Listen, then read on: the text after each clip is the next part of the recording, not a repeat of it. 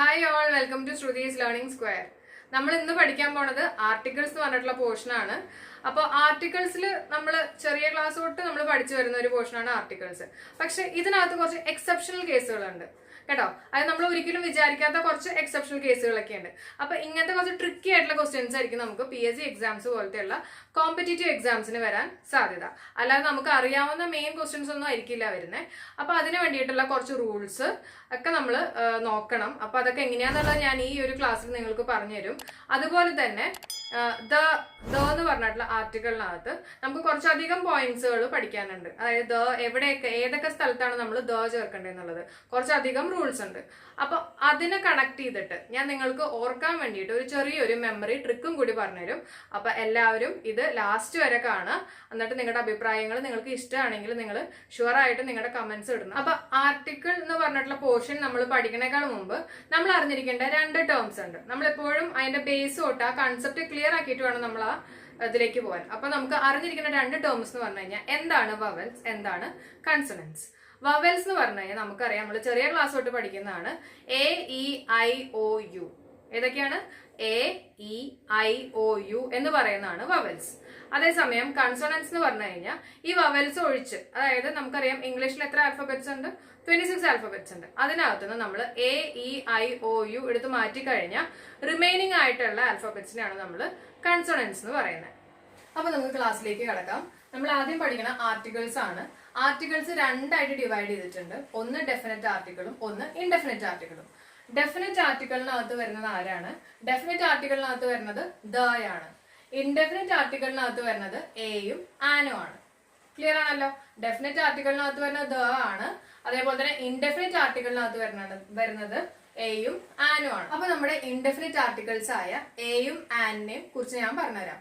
എയും ആനും നമ്മൾ മെയിൻ ആയിട്ട് ഡിനോട്ട് ചെയ്യുന്നത് സിംഗുലർ കാര്യങ്ങൾ പറയുമ്പോഴാണ്. അതായത് ഞാൻ ഒരു പൂച്ചയെ കണ്ടു, അല്ലെങ്കിൽ അങ്ങനെയുള്ള സിംഗുലർ ആയിട്ടുള്ള കാര്യങ്ങൾ പറയുമ്പോഴാണ് നമ്മൾ എ യൂസ് ചെയ്യുന്നത്. I so A boy, I so an ice cream.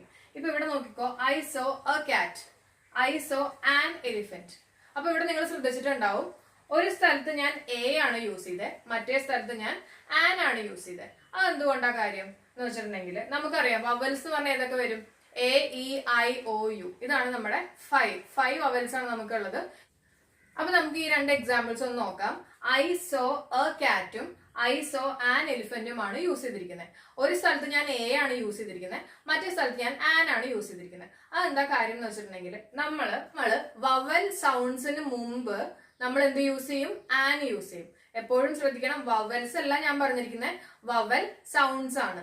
അതായത് അത് നിങ്ങൾക്ക് കുറച്ചുകൂടി ക്ലിയർ ആവാൻ വേണ്ടിയിട്ട് ഞാൻ വേറെ കുറച്ച് എക്സാമ്പിൾസ് പറഞ്ഞുതരാം. അപ്പൊ നിങ്ങൾക്ക് അത് ആ ഒരു കൺസെപ്റ്റ് ക്ലിയർ ആവും. ഇവിടെ ഞാൻ 3 എക്സാമ്പിൾ എടുത്തിട്ടുണ്ട്. An apple, an ice cream, an honourable person. അപ്പൊ ഇവിടെ നിങ്ങൾ നോക്കിക്കഴിഞ്ഞാൽ അറിയാം, നമ്മുടെ ആപ്പിൾ സ്റ്റാർട്ട് ചെയ്യണത് എന്ത് വെച്ചിട്ടാണ്? ഏത് ആൽഫബറ്റ് ആണ്? A വെച്ചിട്ടാണ്.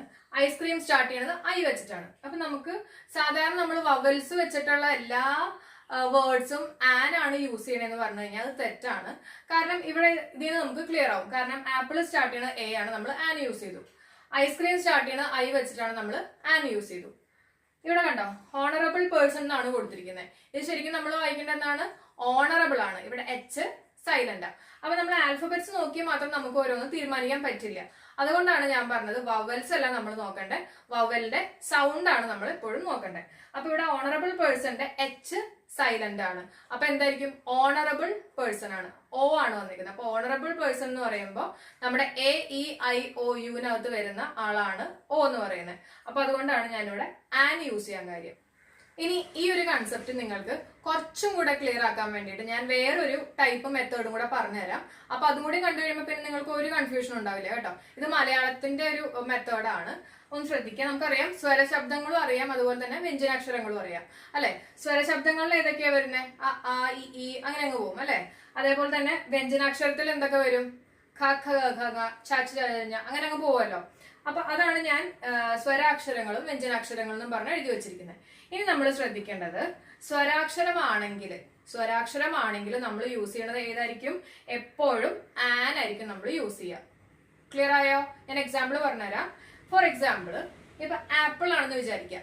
ആപ്പിൾ എങ്ങനെയാ സ്റ്റാർട്ട് ചെയ്യുന്നത്? നമ്മൾ മലയാളത്തിൽ എങ്ങനെ വരുന്നത്? ആപ്പിൾ എന്നല്ലേ, അപ്പൊ ആയല്ലേ വരുന്നത്. അപ്പൊ ആ എന്ന് പറയുന്നത് നമ്മുടെ സ്വരാക്ഷരം ആയതുകൊണ്ട് നമ്മൾ എന്ത് യൂസ് ചെയ്യും? ആൻ യൂസ് ചെയ്യും. അപ്പൊ ആൻ ആപ്പിൾ. ഓക്കെ. പിന്നെ എലിഫന്റ്, എലിഫന്റിന്റെ എ ആണ് വരുന്നത്. നമ്മൾ മലയാളത്തിൽ എഴുതുമ്പോൾ എ എന്ന് എഴുതുന്നത്. അപ്പൊ എ എന്ന് പറയുന്നത് എവിടെ വരും? സ്വരാക്ഷരം ആയതുകൊണ്ട് ഞാൻ ആൻ യൂസ് ചെയ്യും. Next one is army. Army എന്ന് പറഞ്ഞാൽ ആ എന്നാണ് നമ്മൾ യൂസ് ചെയ്യുന്നത്. അപ്പൊ അതെവിടെ വരും? സ്വരാക്ഷരത്തിൽ വരും. അപ്പൊ നമ്മൾ വീണ്ടും ആൻ യൂസ് ചെയ്യും. അടുത്ത് നമുക്കൊരു എക്സാമ്പിൾ നോക്കാം. 1 ആണ് ഞാൻ എടുത്തിരിക്കുന്നത്, ONE. കേട്ടോ. അപ്പൊ ഇതിന്റെ സ്റ്റാർട്ടിങ് എന്തായിരിക്കും? നമ്മൾ എ ആണോ യൂസ് ചെയ്യുക, ആൻ ആണോ യൂസ് ചെയ്യുക? നമ്മൾ യൂസ് ചെയ്യാൻ പോകുന്നത് എ ആണ്. എന്താ കാര്യം? നമ്മൾ നേരത്തെ പഠിച്ച, അതായത് വവൽസ് വെച്ചിട്ടാണ് നമ്മൾ സ്റ്റാർട്ട് ചെയ്യണമെങ്കിൽ നമ്മൾക്ക് ഇത് ആൻ വരേണ്ടതാണ്. ശരിയല്ലേ? AEIOU. ഇത് നമ്മൾ സ്റ്റാർട്ട് ചെയ്യണത് O വെച്ചിട്ടാണ്. അപ്പൊ O എന്ന് പറഞ്ഞാൽ ശരിക്കും ഒരു വവലാണ്. അങ്ങനെയാണെങ്കിൽ ആൻ അല്ലേ ഇവിടെ വരേണ്ടത്? പക്ഷെ ഞാൻ നേരത്തെ പറഞ്ഞിരുന്നു, നമ്മൾ നോക്കേണ്ടത് സ്റ്റാർട്ടിംഗ് ലെറ്റർ അല്ലെങ്കിൽ സ്റ്റാർട്ടിംഗ് ആൽഫബറ്റ് അല്ല. നമ്മൾ നോക്കേണ്ടത് എപ്പോഴും വവൽസിന്റെ സൗണ്ട് ആണ്. സൗണ്ടിനാണ് നമ്മൾ ഇവിടെ ഇമ്പോർട്ടൻസ് കൊടുക്കുന്നത്. ഇപ്പൊ 1 നമ്മൾ പ്രൊനൗൺസ് ചെയ്യുന്നത് വ ആണ്. 1 അല്ലെ? അപ്പൊ നമ്മൾ യൂസ് ചെയ്യുന്നത് എന്തായിരിക്കും? നമുക്ക് അവിടെ വ എന്നുള്ള ഒരു വേർഡാണ്, വ എന്നുള്ള ഒരു ശബ്ദമാണ് നമുക്ക് വരുന്നത്. അപ്പൊ നമ്മൾ യൂസ് ചെയ്യേണ്ടത് എന്താണ്? എ ആണ് യൂസ് ചെയ്യേണ്ടത്. ഇനി ഞാൻ മലയാളത്തില് സ്വരാക്ഷരം വ്യഞ്ജനാക്ഷരം വെച്ചിട്ട് ഞാൻ പറയുമ്പോൾ നമുക്ക് എങ്ങനെ ചെയ്യണം നോക്കാം. ഇപ്പൊ 1 എന്നുള്ളത് നമ്മൾ മലയാളത്തിൽ എങ്ങനെ എഴുതുന്നത്? വായല്ല എഴുതുന്നത്. വാ എന്ന് പറഞ്ഞാൽ എന്താ? വ്യഞ്ജനാക്ഷരമാണ്. അപ്പൊ വ്യഞ്ജനാക്ഷരമാണെങ്കിൽ നമ്മൾ എന്ത് യൂസ് ചെയ്യും? എ ആണ് യൂസ് ചെയ്യുക. അതുകൊണ്ടാണ് എ യൂസ് ചെയ്തിരിക്കുന്നത്. അപ്പൊ നിങ്ങൾക്ക് ഏത് മെത്തേഡ് വേണമെങ്കിലും നോക്കാം. നിങ്ങൾക്ക് നന്നായിട്ട് പ്രൊനൗൺസ് ചെയ്യാൻ പറ്റുന്ന, ഇംഗ്ലീഷിൽ നന്നായിട്ട് പ്രൊനൗൺസ് ചെയ്യാൻ പറ്റുമെങ്കിൽ നിങ്ങൾ ഇംഗ്ലീഷിൽ ചെയ്യുക. അല്ലെങ്കിൽ നിങ്ങൾ മലയാളത്തിൽ എഴുതി നോക്കുമ്പോൾ നിങ്ങൾ സ്വരാക്ഷരവും വ്യഞ്ജനാക്ഷരവും നോക്കി കഴിഞ്ഞാൽ നിങ്ങൾക്ക് ഇതിനുള്ള കറക്റ്റ് ആൻസർ കിട്ടും. ഈ കൺസെപ്റ്റ് ക്ലിയർ ആയല്ലോ. ഇനി നമുക്ക് കുറച്ച് പ്രോബ്ലംസ് വർക്ക്ഔട്ട് ചെയ്ത് നോക്കാം. ഈ പ്രോബ്ലംസ് എല്ലാതും PSCക്ക് ചോദിച്ചിട്ടുള്ള ക്വസ്റ്റ്യൻസ് ആണ്. അപ്പൊ അതിന്റേതായിട്ടുള്ള ഇമ്പോർട്ടൻസ് കൊടുത്തോണ്ട് നിങ്ങൾ ഇതെല്ലാം ഒന്ന് പഠിക്കുക. നമുക്ക് ഫസ്റ്റ് ക്വസ്റ്റ്യൻ നോക്കാം. Dash union. Dash union. ഞാനിത് എങ്ങനെയാ പറഞ്ഞേക്കുന്നത്? യൂണിയൻ ആണ്, യായാണ് വന്നേക്കുന്നത്. അപ്പൊ മലയാളത്തിലാണെങ്കിൽ യാ എന്ന് പറയുന്നത് ഏതാണ്? വ്യഞ്ജനാക്ഷരമാണ്. അപ്പൊ നമ്മൾ ഏത് യൂസ് ചെയ്യും? എ യൂസ് ചെയ്യും. ക്ലിയർ ആണല്ലോ. ഇനി യൂണിയൻ എന്നുള്ളത് നിങ്ങൾ ഇംഗ്ലീഷിന്റെ കേസ് എടുത്തോ. യൂണിയൻ നമ്മൾ യ എന്നാണ് പ്രൊനൗൺസ് ചെയ്യുന്നത്. യൂണിയൻ അല്ലെ? അപ്പോഴും നമുക്ക് വരുന്ന ഏത് ആൽഫബറ്റ് ആണ്? വൈ എന്നുള്ളൊരു ആൽഫബറ്റ് അല്ലെങ്കിൽ യ സൗണ്ട് ആണ് വരുന്നത്. അപ്പൊ നമ്മൾ എന്ത് യൂസ് ചെയ്യും? നമുക്ക് ആൻ യൂസ് ചെയ്യാൻ പറ്റില്ല, നമ്മൾ എ ആണ് യൂസ് ചെയ്യുന്നത്. അതുകൊണ്ടാണ് ഞാൻ ഇവിടെ എ യൂസ് ചെയ്യുന്നത്. അപ്പൊ ശ്രദ്ധിക്കണം, നമ്മൾ എപ്പോഴും യൂസ് ചെയ്യണത് വവൽസ് അല്ല, വവലിന്റെ സൗണ്ട് അനുസരിച്ചിട്ടാണ് നമ്മൾ എ ആണോ ആൻ ആണോ എന്നുള്ളത് തീരുമാനിക്കുന്നത്. അടുത്ത എക്സാമ്പിൾ നോക്കിക്കോ. Dash honourable. ഓണറബിൾ ആണ് കേട്ടോ, H സൈലന്റ് ആണ്. അപ്പൊ ഞാൻ നേരത്തെ പറഞ്ഞിരുന്നു നമ്മൾ എന്ത് യൂസ് ചെയ്യും? ഓണറബിൾ, O ആണ് വരുന്നത്. അപ്പൊ O എന്ന് പറയുന്നത് എന്താണ്? നമ്മുടെ സ്വരാക്ഷരമാണ്. അതുകൊണ്ടാണ് ഞാനിവിടെ ആൻ യൂസ് ചെയ്തത്. അല്ലെങ്കിൽ നിങ്ങൾ ഓണറബിൾ എന്ന് പറയുമ്പോൾ നിങ്ങൾ AEIOU, അതിനകത്ത് O ഉണ്ട്. അപ്പൊ അതുകൊണ്ട് നമ്മളിവിടെ ആൻ യൂസ് ചെയ്യണം. ഏത് മെത്തേഡ് വേണമെങ്കിലും നിങ്ങൾക്ക് നോക്കാം കേട്ടോ. നിങ്ങൾക്ക് ഏതാണോ എളുപ്പം അതനുസരിച്ച് നിങ്ങൾ ചെയ്യുക. ഞാൻ 2 മെത്തേഡും പറഞ്ഞു പോകണമെന്ന് മാത്രമേ ഉള്ളൂ. അടുത്ത കേസ് നമുക്ക് നോക്കാം. ഡാഷ് 1. നേരത്തെ ഞാൻ പറഞ്ഞിരുന്നു വ ആണ് വരുന്നത്. അതുകൊണ്ട് നമ്മൾ യൂസ് ചെയ്യുന്നത് എന്തായിരിക്കും? എ ആയിരിക്കും. അടുത്ത കേസ് ഡാഷ് യുട്ടോപ്പിയ. യുട്ടോപ്പിയ എന്നാണ് നമ്മൾ പ്രൊനൗൺസ് ചെയ്യുന്നത് കേട്ടോ. ഉട്ടോപ്പിയ എന്നല്ല, യുട്ടോപ്പിയ. യ. അപ്പൊ യ ആണ് വന്നേക്കുന്നത്. അപ്പൊ നമ്മൾ എന്ത് യൂസ് ചെയ്യും? എ യൂസ് ചെയ്യും. കാരണം യ വരുമ്പോ നമുക്ക് ഒരിക്കലും വവൽസ് വെച്ചിട്ട് നമുക്ക് വൈ എന്നുള്ള നമ്മുടെ ഒരു വവലായിട്ട് വരുന്നില്ല. നമ്മളെപ്പോഴും സൗണ്ട് നോക്കുക. അപ്പൊ അതുകൊണ്ട് നമ്മൾ ഇവിടെ എ യൂസ് ചെയ്തു. അല്ലെങ്കിൽ മലയാളത്തിൽ നമുക്ക് എങ്ങനെ പറയാൻ പറ്റും? മലയാളത്തിൽ നമ്മൾ യുട്ടോപ്പിയ എഴുതുമ്പോൾ നമ്മൾ എങ്ങനെ എഴുതുന്നത്? യായ് അല്ലേ, യൂട്ടോപ്പിയ എന്നല്ല എഴുതുന്നത്. അപ്പൊ യാ എന്ന് പറഞ്ഞാൽ എന്താണ്? നമ്മുടെ വ്യഞ്ജനാക്ഷരമാണ്. അതുകൊണ്ടാണ് നമ്മളിവിടെ എ യൂസ് ചെയ്യാൻ കാര്യം. കണ്ടോ? അപ്പൊ ഇത് സ്ഥിരം ചോദിക്കാനുള്ള ഒരു ക്വസ്റ്റ്യൻ ആണ് കേട്ടോ. യൂട്ടോപ്പിയുടെ ഒരു ക്വസ്റ്റ്യൻ എല്ലാവരും നോട്ട് ചെയ്ത് വയ്ക്കുക, തെറ്റിക്കരുത്. അടുത്ത എക്സാമ്പിൾ നമുക്ക് നോക്കാം. Dash hotel. Dash hotel. അപ്പൊ നമ്മൾ യൂസ് ചെയ്യുന്നത് എ ആണ്. കാരണം ഹ എന്നുള്ള ഒരു സൗണ്ട് ആണ് അവിടെ വരുന്നത്. അപ്പൊ ഹ എന്ന് പറഞ്ഞാൽ നമ്മൾ മലയാളത്തിൽ എഴുതുമ്പോൾ നമുക്ക് അത് വ്യഞ്ജനാക്ഷരമായിട്ട് വരുമ്പോൾ അതുകൊണ്ട് നമ്മൾ എന്ത് യൂസ് ചെയ്യും? എ യൂസ് ചെയ്യും. ഇംഗ്ലീഷിലാണെങ്കിൽ ഹ ആണ് വരുന്നത്. ഹ ഹോട്ടൽ എന്നാണ് വരുന്നത്. അപ്പൊ നമ്മള് ആ ഒരു സൗണ്ട് ആയതുകൊണ്ട് നമുക്ക് വരുന്നത് കൺസണന്റ് ആണ്. അതുകൊണ്ട് ഞാനിവിടെ എ യൂസ്. അപ്പൊ എല്ലാവർക്കും എയും ആനും ക്ലിയർ ആയല്ലോ. സ്വരാക്ഷരാണെങ്കിൽ നമ്മൾ യൂസ് ചെയ്യുന്നത് ആൻ ആയിരിക്കും യൂസ് ചെയ്യുന്നത്. അതേസമയം വ്യഞ്ജനാക്ഷരാണെങ്കിൽ നമ്മൾ യൂസ് ചെയ്യുന്നത് എ ആയിരിക്കും യൂസ് ചെയ്യുന്നത്. അല്ലെങ്കിൽ നിങ്ങൾ ജസ്റ്റ് അതിന്റെ പ്രൊനൗൺസിയേഷൻ നോക്കിയിട്ട് നമ്മുടെ വവൽ സൗണ്ട് വരണ അനുസരിച്ചിട്ട് നിങ്ങൾ എയോ ആനോ യൂസ് ചെയ്യുക. അപ്പൊ ഏത് മെത്തേഡാണോ നിങ്ങൾക്ക് എളുപ്പമായിട്ട് തോന്നുന്നത് ആ മെത്തേഡ് നിങ്ങൾ സ്വീകരിക്കുക കേട്ടോ. ഇനി ദ എന്ന് പറഞ്ഞിട്ടുള്ള ആർട്ടിക്കിളിനെ കുറിച്ച് നമുക്ക് പഠിക്കാം. അപ്പൊ ദയിൽ നമുക്ക് ആദ്യം പഠിക്കാനുള്ളത് 2 മെയിൻ പോയിന്റ്സ് ആണ്. അതായത് ദ നമ്മൾ യൂസ് ചെയ്യുന്നത് ഫസ്റ്റ് സ്പെസിഫിക് ആയിട്ടുള്ള കേസുകളിലാണ്. സ്പെസിഫിക് ആയിട്ട് എനിക്ക് ഒരാളെ അറിയാം, ആ ഒരു കേസിലാണ് ഞാൻ ദ യൂസ് ചെയ്യുന്നത്. സെക്കൻഡ് പോയിന്റ് എന്ന് പറഞ്ഞു കഴിഞ്ഞാൽ സെക്കൻഡ് പ്രാവശ്യം ഞാൻ ഒരാളെ റിപ്പീറ്റ് ചെയ്ത് പറയുക. അതായത് എനിക്ക് ഒരാളെ അറിയാം, പിന്നെ ഞാൻ വീണ്ടും അയാൾ റിപ്പീറ്റ് ചെയ്ത് പറയുമ്പോൾ നമ്മൾ അവിടെ ദ യൂസ് ചെയ്യും. അതായത് എനിക്ക് ഷുവർ ആണ് അയാളാണെന്നുള്ളത്. ഇപ്പൊ ഒരു എക്സാമ്പിൾ നമുക്ക് നോക്കാം. The dog that bit me Rann away. അതായത് എന്നെ കടിച്ച പട്ടിയാണ് ഓടിപ്പോയത്. അപ്പൊ എനിക്ക് ഷുവർ ആണ് എന്നെ കടിച്ച പട്ടിയാണെന്ന്. അതുകൊണ്ടാണ് നമ്മൾ ദ യൂസ് ചെയ്തിരിക്കുന്നത്. ഇനി ദ നമ്മൾ എവിടെയൊക്കെ യൂസ് ചെയ്യും എന്നുള്ളതിന് ഓർക്കാൻ വേണ്ടിയിട്ട് ഒരു സിമ്പിൾ ട്രിക്ക് ആയിട്ടാണ് ഞാൻ വന്നേക്കുന്നത്. അപ്പോൾ എല്ലാവരും ഒന്ന് ശ്രദ്ധിച്ച് കേൾക്കുക. ഞാൻ ആദ്യം നിങ്ങൾക്ക് ഒരു ചെറിയൊരു കഥ പോലെ ഞാനൊരു കാര്യം പറഞ്ഞുതരാം, അത് നിങ്ങൾ കേൾക്കുക. അത് കഴിഞ്ഞിട്ട് ഞാൻ നിങ്ങൾക്ക് അത് ക്ലിയർ ആക്കി തരാം കേട്ടോ. ഓക്കെ, അപ്പൊ കുറെയൊക്കെ നിങ്ങളൊന്ന് ഇമാജിൻ ചെയ്യണം കേട്ടോ. നിങ്ങളൊന്ന് ഇമാജിൻ ചെയ്ത് കഴിഞ്ഞാൽ നമുക്കിത് എളുപ്പത്തിൽ അങ്ങോട്ട് പഠിക്കാം. ഓക്കെ, അപ്പൊ എന്റെ കയ്യിൽ നമ്മുടെ കഥ തുടങ്ങാം. എന്റെ കയ്യിൽ ഒരു പുസ്തകം ഉണ്ടെന്ന് വിചാരിക്കാം. എന്റെ കയ്യിൽ ഒരു പുസ്തകം ഉണ്ട്. ആ പുസ്തകം നല്ല സൂപ്പർ പുസ്തകമാണ്. ആ പുസ്തകം തുറക്കുമ്പോ എന്ത് ഉണ്ടാവും? നല്ല മ്യൂസിക് ഉണ്ടാവും കേട്ടോ. അപ്പൊ എന്റെ കയ്യിലൊരു പുസ്തകം ഉണ്ട്. ആ പുസ്തകം നല്ല സൂപ്പർ പുസ്തകമാണ്. അത് തുറക്കുമ്പോ എന്തുണ്ടാവും? മ്യൂസിക് ഉണ്ടാവും. ഇനി ആ പുസ്തകത്തിൽ എന്തൊക്കെയുണ്ടെന്നുള്ളത് നമുക്ക് നോക്കാം. അതായത് ആ പുസ്തകത്തിലുള്ളത് സണ്ണുണ്ട്, അതുപോലെ തന്നെ റിവേഴ്സ് ഉണ്ട്, അതുപോലെ തന്നെ മൗണ്ടൻ റേഞ്ചസ് ഉണ്ട്, ഡെസേർട്ട് ഉണ്ട്, അതുപോലെ തന്നെ മോണുമെന്റ്സ് ഉണ്ട്. അപ്പൊ ഇതെങ്ങനെ ഓർക്കണം എന്ന് വെച്ചിട്ടുണ്ടെങ്കിൽ നമുക്കറിയാം, നമ്മളൊരു സീനറി ഒക്കെ വരയ്ക്കുമ്പോൾ നമ്മൾ എന്തൊക്കെ ഉണ്ടാവും അതിനകത്ത്.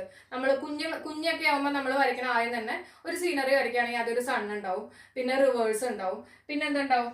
മൗണ്ടൻ റേഞ്ചസ് ഉണ്ടാവും. ഇതൊക്കെ നമ്മൾ വരയ്ക്കുന്ന കാര്യങ്ങളാണ്. മൗണ്ടൻ റേഞ്ചസ് ഉണ്ടാവും, പിന്നെ അതുപോലെ തന്നെ ഡെസേർട്ടും ഉണ്ടാവും, മോണുമെന്റ്സും ഉണ്ടാവും. ഡെസേർട്ട് എന്ന് പറഞ്ഞാൽ നമുക്കറിയാം എന്താ, മരുഭൂമി ഉണ്ടാവും, അതുപോലെ തന്നെ മോണുമെന്റ്സ്, അതായത് താജ്മഹൽ പോലത്തെയുള്ള മോണുമെന്റ്സ് ഉണ്ടാവും. അപ്പൊ ഇത്രയും ഓർത്ത് വെക്കുക. അപ്പൊ ഇത്രയും സാധനങ്ങളാണ് നമ്മുടെ പുസ്തകത്തിനകത്തുള്ളത്. അപ്പൊ നമ്മുടെ പുസ്തകം സൂപ്പർ പുസ്തകമാണ്. അതിനകത്ത് തുറക്കുമ്പോൾ തന്നെ മ്യൂസിക് ഉണ്ടാവും.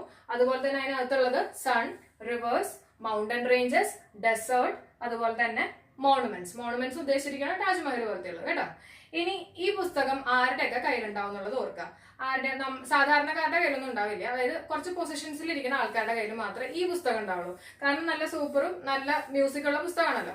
അപ്പൊ ഇത് ഉണ്ടാവുന്നത് പ്രസിഡന്റിന്റെ കയ്യിലുണ്ടാവും, അല്ലെങ്കിൽ ലെജിസ്ലേച്ചറിന്റെ കയ്യിലുണ്ടാവും, അല്ലെങ്കിൽ ഡിപ്പാർട്ട്മെന്റ് ഓഫ് ഫിനാൻസ്, ആ ഒരു പോസ്റ്റിലൊക്കെ ഇരിക്കുന്ന ആൾക്കാരുടെ കയ്യിലായിരിക്കും ഈ പുസ്തകം ഉണ്ടാവുന്നത്. അപ്പൊ ഇത്രയും ക്ലിയർ ആയല്ലോ. നമ്മുടെ കോഡ് ഇപ്പൊ റെഡിയാണ്. ഇനി നമ്മൾ എങ്ങനെ പഠിക്കണേ നോക്കാം.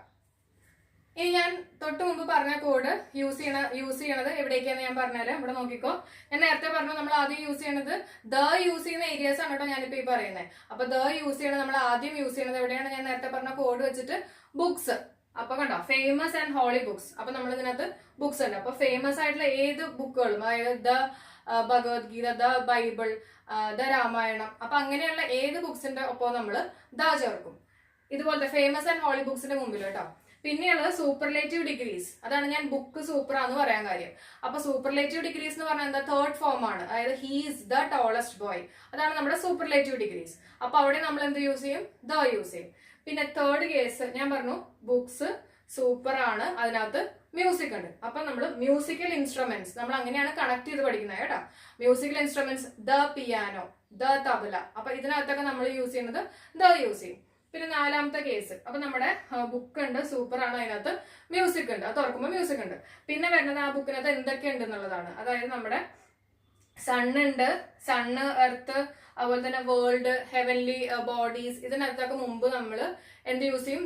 യൂസ് ചെയ്യും കേട്ടോ. അമാനുഷികമായ ശക്തികളുടെ ഒക്കെ മുമ്പിൽ നമ്മൾ എന്ത് യൂസ് ചെയ്യും? യൂസ് ചെയ്യും. പിന്നെ വരുന്നതാണ് റിവേഴ്സ്, കനാൽസ് കേട്ടോ. അത് നമ്മൾ നേരത്തെ പറഞ്ഞില്ലേ, അതായത് സൺ ഉണ്ട്, പിന്നെ റിവർ ഉണ്ട്, മൗണ്ടൻ ഉണ്ട്, ഡെസേർട്ട് ഉണ്ട്, മോണുമെന്റ്സ് ഉണ്ട്.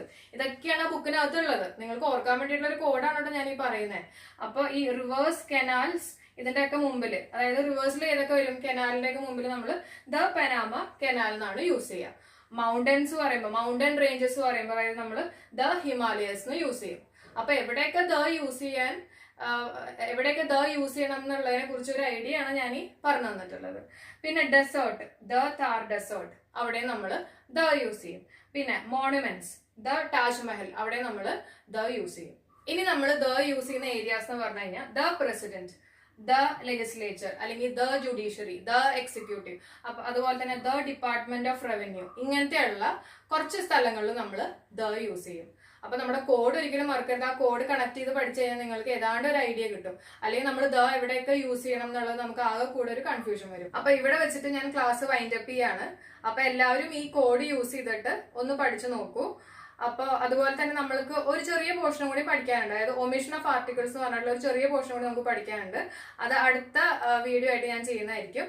അപ്പൊ എല്ലാവർക്കും എന്റെ ഈ ക്ലാസ് ഇഷ്ടപ്പെട്ടിട്ടുണ്ടെങ്കിൽ ഒന്ന് സബ്സ്ക്രൈബ് ചെയ്യുക, ലൈക്ക് ചെയ്യുക, ഷെയർ ചെയ്യുക, നിങ്ങളുടെ അഭിപ്രായങ്ങൾ കമന്റ് ആയിട്ട് ചെയ്യുക. താങ്ക്